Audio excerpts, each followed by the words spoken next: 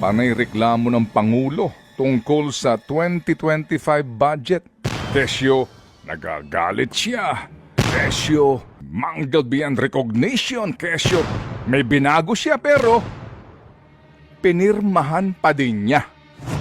Inaprubahan pa din niya.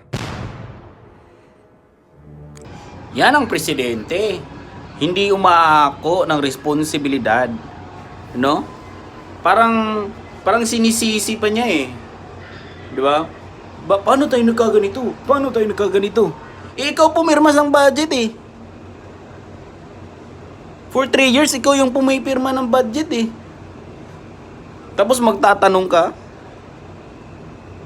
it's either mahina ka talaga o kasabwat ka sa pagnanakaw. Ganun lang kasimple yun. No? Hindi kami pinanganak kahapon. Hindi kami mga bobo.